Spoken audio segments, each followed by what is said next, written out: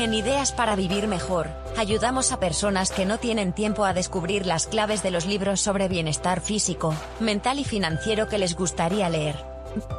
Resúmenes prácticos, concisos y amenos, que puedes escuchar en cualquier lugar.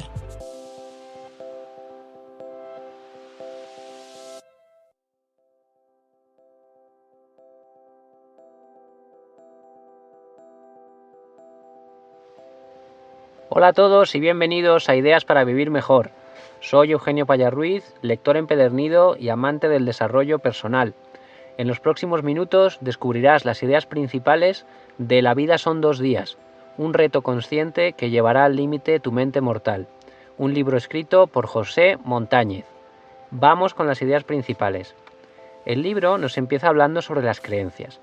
Tenemos creencias que limitan nuestro bienestar, es decir, las creencias limitantes, y creencias que lo impulsan, las creencias potenciadoras. Las creencias limitantes solemos adquirirlas de fuentes externas a nosotros mismos, y es que nos enseñan un patrón mental, generalmente durante nuestra infancia, y nos lo creemos. Permitimos que entre en nuestra vida y que se quede ahí. Esas creencias limitantes son las que nos bloquean a la hora de conseguir nuestros objetivos. Ni siquiera tienen por qué ser reales, pero seguro que dificultan alcanzar aquello que realmente deseamos. Seguro que te suena ese momento en el que ha llegado el momento de la verdad y esa creencia limitante que tienes condiciona tus acciones. Es decir, que llevas a cabo la tarea que debes hacer con inseguridad y con miedo. Bien porque piensas que no vales lo suficiente para esa tarea, porque no eres capaz de hacerlo, etc. Así, nuestra creencia limitante se retroalimenta, se acaba convirtiendo en algo real, en una profecía autocumplida, pero en realidad somos nosotros, sin darnos cuenta, los que la hemos creado, los que la hemos dado forma y los que la hemos hecho realidad. Y es que una creencia limitante es una mentira mental que deforma la imagen que tienes de ti mismo, la imagen que tienes de los demás y la imagen que tienes de la vida en general. Y esas creencias limitantes no creas que solamente las adoptamos durante la infancia, siempre están ahí, siempre están al acecho. Y esto significa que te pueden imponer nuevas creencias si tú permites que entren en tu vida. Una creencia potenciadora, por el contrario, sería un patrón mental o una forma de pensar que nos impulsa a la acción, a comportamientos expansivos y positivos y nos otorgan confianza y seguridad personal. Tú decides lo que quieres creer de ti mismo. Las creencias no dejan de ser formas de pensar y se pueden cambiar fácilmente. Por eso es de vital importancia alimentar la mente a diario, leyendo, por ejemplo. Así que la recomendación del libro es que alimentemos nuestro cerebro, que le demos de comer cada día cualquier cosa que impulse a mejorar nuestro desarrollo personal. Si lo haces, estarás mejorando tu autoestima y eliminando muchas de las creencias que te están limitando en tu vida. Nos propone un ejercicio también este libro, y es que dediquemos 30 minutos a pensar sin prisa qué creencias están limitando nuestra vida actualmente. Después nos dice que escojamos las 5 creencias limitantes que pensamos que nos hacen más daño. Y ahora debemos reflexionar sobre estas 5 creencias. ¿Cuál es la intención positiva? Y es que esto es importante, todo comportamiento, toda creencia encierra una intención positiva. Por ejemplo, fumo por no aburrirme, ¿vale? Entonces, ¿cuál es la intención positiva que estás intentando tener con estas 5 creencias? Y lo que vamos a hacer después es escribir para cada una de ellas la creencia potenciadora, es decir, la creencia opuesta. Y es que el libro nos explica cómo, si te enfocas en la creencia potenciadora en lugar de en la creencia limitante, no podrás caer en la creencia limitante, porque el cerebro o está en un sitio o está en otro, pero no puede estar en los 2 sitios a la vez. El libro continúa hablando sobre la libertad. Cuando vivíamos en cavernas, quien mandaba era el más grande y el más fuerte. Era quien podía dominar a los demás de una forma física, y los demás pues tenían miedo, porque obviamente el instinto de supervivencia es muy fuerte, y obedecían a esta persona o a este grupo de personas. Y es que en el marco de cualquier relación siempre hay una parte de dominación, es decir, hay personas que ejercen el poder y otras son sometidas a ese poder. Dos individuos siempre lucharán porque uno quiere dominar al otro. Esto es algo que forma parte de la naturaleza humana. Y según Hegel, por ejemplo, gana el que es capaz de arriesgarse hasta el punto de morir. Entonces, ¿quién hace eso? Pues lo que nos cuenta el libro es quien no lo hace. El esclavo no lo hace porque tiene miedo. Entonces, la conclusión es que si temes morir, serás un esclavo y harán contigo lo que quieran. No hace falta llevarlo tan al extremo. Si tienes miedo, serás siempre un esclavo y harán contigo lo que quieran. La libertad, a fin de cuentas, radica en el desapego. Es desprenderse de todas las etiquetas, de todas esas cargas, de todas esas imposiciones sociales que nos damos a nosotros mismos. Ser libre, por tanto, es que el esclavo deje de ser esclavo y que el amo deje de ser amo. Y en este sentido, algo que nos acerca a esa idea de libertad sería la filosofía. La filosofía sirve para reflexionar sobre la vida, sobre el ser humano, para cuestionarnos cosas, para construir una mejor versión de nosotros mismos. Por eso es lógico, si lo piensas, que al Estado y con él a los que controlan el mundo no les interese que las personas reflexionemos demasiado. Obviamente es mucho mejor para ellos que seamos esclavos, con miedo y fáciles de pastorear. Hemos de luchar con todas nuestras fuerzas contra el interés que tiene el poder por idiotizarnos.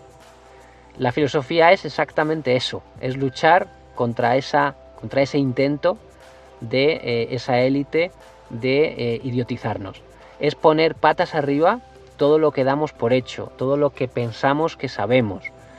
Nos han hecho creer muchas cosas que podrían no ser verdad. Platón, por ejemplo, decía que si no te planteas nada, vives muerto. Así que la recomendación de este libro es que dudes de todo y que huyas de los dogmas. Otro punto que toca el libro es el de la felicidad. Para Aristóteles, la búsqueda de la felicidad era la finalidad de la vida. Hoy en día vemos la felicidad como si fuera un derecho humano, prácticamente, y no una aspiración que debemos alcanzar. Y eso, por tanto, crea frustración.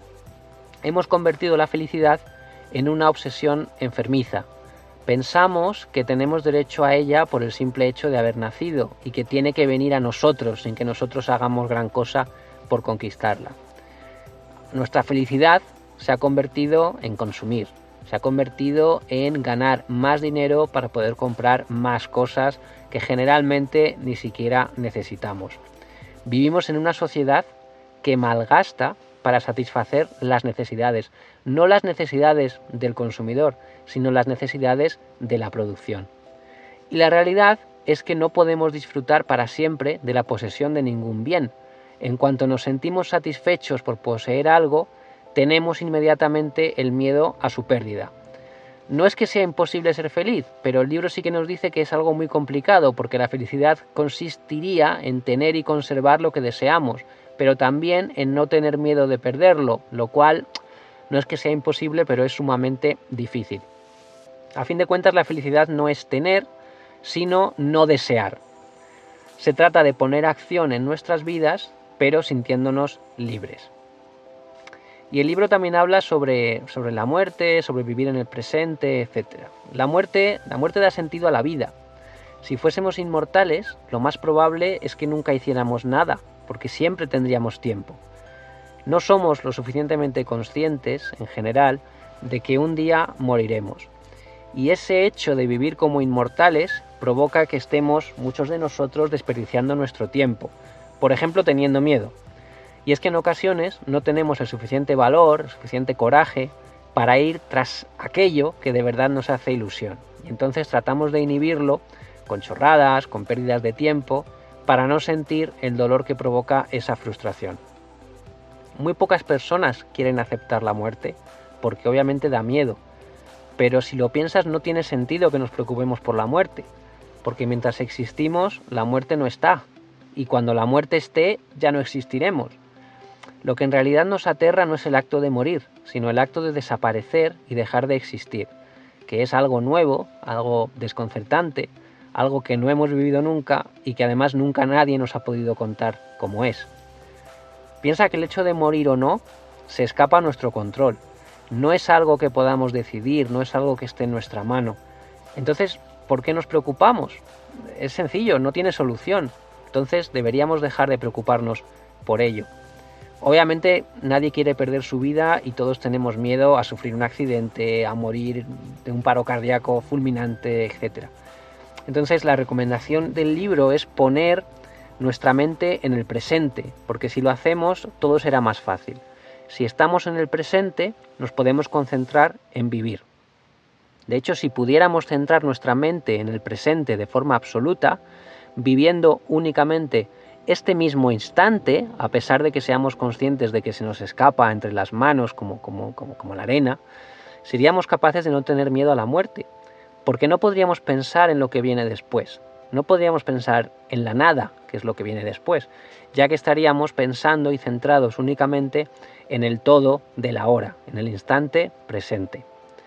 Pero claro, entonces, si solamente vivimos en el presente, perderíamos nuestra capacidad de construir proyectos a futuro, de crecer en la vida, de progresar, etc. Y eso tampoco es bueno, porque entonces nos convertiríamos en una persona que básicamente pasa de todo.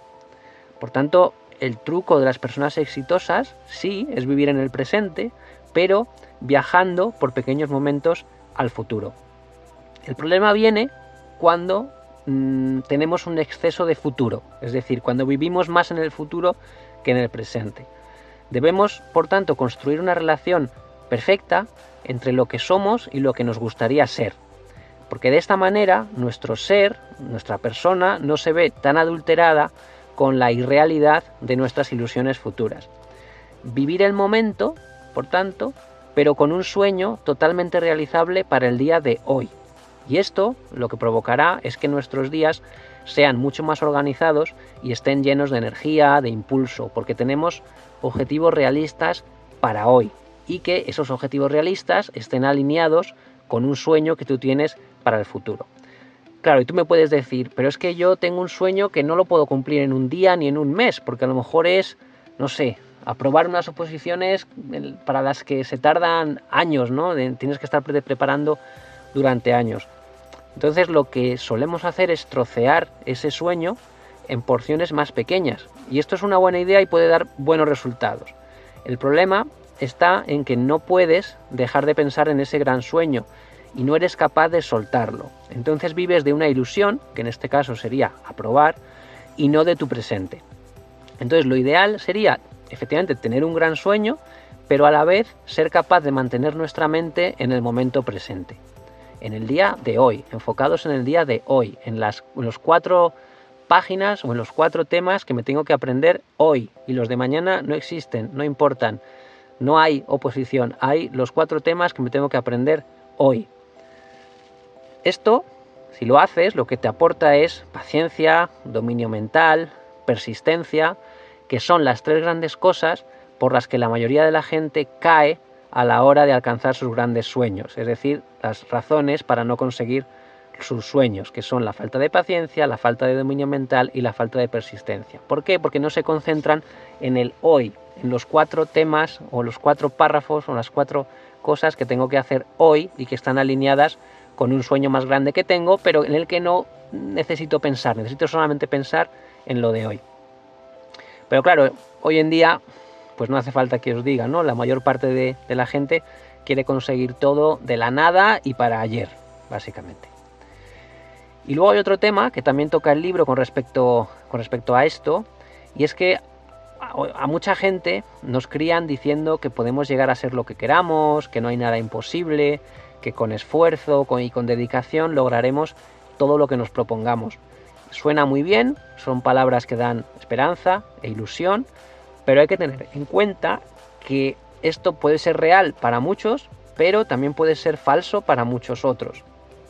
Cuando hablamos de cosas como ser un número 1 en tu campo, ese esfuerzo tan inmenso que hay que realizar no es posible compaginarlo con el estado del que hablábamos de no necesito nada, de la no necesidad.